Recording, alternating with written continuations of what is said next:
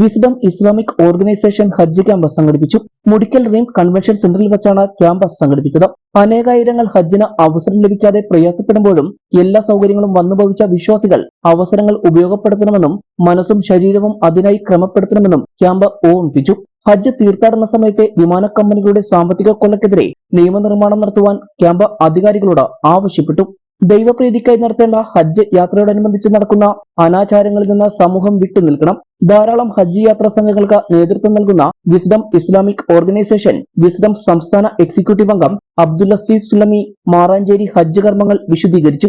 Wisdom Islamic organisation സംസ്ഥാനത്തിന്റെ വിവിധ മേഖലകളിൽ നടത്തിക്കൊണ്ടിരിക്കുന്ന ഹജ്ജ് പഠന ക്യാമ്പാണ് ഇന്നിവിടെ നടന്നുകൊണ്ടിരിക്കുന്നത്. പെരുമ്പാവൂർ റീം ഓഡിറ്റോറിയത്തിലാണ് ഈ പ്രോഗ്രാം നടന്നുകൊണ്ടിരിക്കുന്നത്.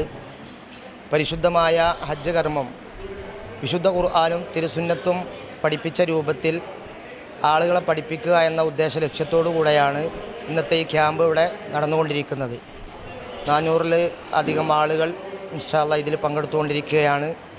ആളുകളെ ഇഖ്ലാസോടുകൂടെ ആത്മാർത്ഥമായി ഈ പരിശുദ്ധമായ കർമ്മം നിർവഹിക്കാൻ വേണ്ടി പ്രാപ്തരാക്കുക എന്നുള്ളതാണ് ഈ ഒരു പ്രവർത്തനത്തിന്റെ ഏറ്റവും പ്രധാനപ്പെട്ട ലക്ഷ്യമെന്ന് ഓർമ്മപ്പെടുത്തുകയാണ്.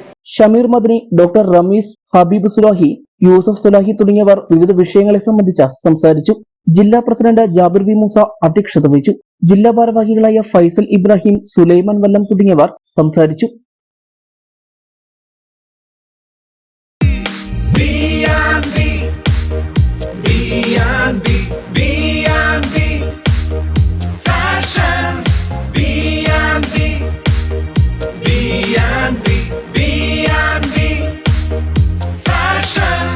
B&B Fashions and Footwears, saint Antony's ചാപ്പലിന് സമീപം പൂപ്പാനി റോഡ്, ഐമുറിക്കവല.